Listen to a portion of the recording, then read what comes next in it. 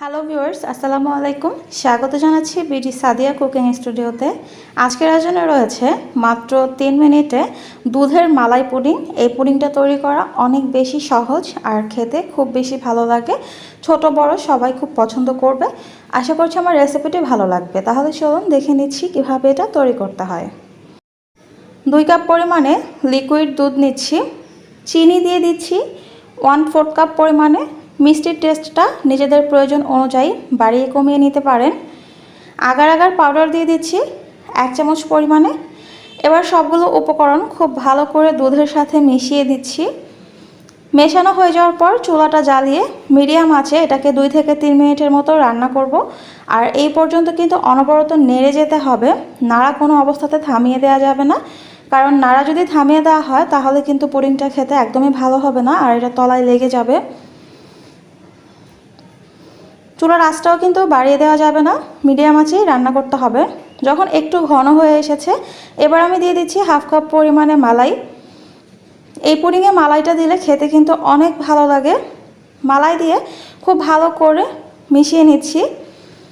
মালাই দেওয়ার পর কিন্তু অনেকক্ষণ চুলায় রাখা যাবে না, 2 মিনিটের মতো চুলায় রাখলেই হয়ে যাবে। আর অনবরত নাড়তে হবে, কারণ এখন এটা আরও তলায় লেগে যাওয়ার চান্স বেশি। যখন এরকম পর্যায়ে চলে এসেছে এবার আমি পুডিংটা চুলা থেকে নামিয়ে নিচ্ছি। এর থেকে বেশিক্ষণ আর চুলায় রাখার দরকার নেই।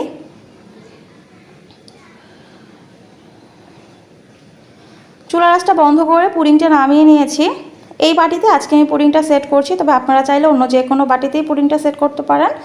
আর অবশ্যই পুডিংটা কিন্তু একেবারে চুলা থেকে নামিয়ে গরম অবস্থায় বাটিতে ঢেলে নিতে হবে। একটু ট্যাপ করে নিচ্ছি আর রুম টেম্পারেচারে এনে তারপরে এটাকে আমি ফ্রিজে রেখে দেব 1 ঘন্টা, কারণ এই পুডিংটা ঠান্ডা খেতেই ভীষণ ভালো লাগে। 1 ঘন্টা পর দেখতে পাচ্ছেন পুডিংটা কিন্তু খুব ভালো করে জমে গেছে। এবার আমি এটাকে বাটি থেকে প্লেটে ঢেলে নিচ্ছি। খুব সহজেই কিন্তু ভীষণ মজার একটা পুডিং তৈরি করে নিলাম। এই পুডিংটা খুব সহজেই আপনারা মেহমান আসলে কম সময়ে তৈরি করতে পারেন, আর বাচ্চাদেরকেও এটা খাওয়াতে পারেন, যেহেতু এটা সম্পূর্ণই দুধ দিয়ে তৈরি। খুবই হেলদি একটা খাবার, যে কোনো অনুষ্ঠানেও আপনারা সহজে তৈরি করতে পারেন। আশা করছি রেসিপিটি ভালো লেগেছে। ভালো লেগে থাকলে লাইক কমেন্ট করতে ভুলে যাবেন না, আর ফ্রেন্ড অ্যান্ড ফ্যামিলির সাথে শেয়ার করতে পারেন। এত সহজ এবং ভীষণ মজার একটি রেসিপি। যারা এখনও আমার চ্যানেলটি সাবস্ক্রাইব করেননি তারা প্লিজ প্লিজ প্লিজ আমার চ্যানেলটি সাবস্ক্রাইব করে ফেলবেন, আর অবশ্যই পাশে থাকা বেল আইকনটি বাজিয়ে রাখবেন। এতে করে পরবর্তীতে আমি যখন কোনো ভিডিও আপলোড করব সবার আগে আপনি নোটিফিকেশন পেয়ে যাবেন।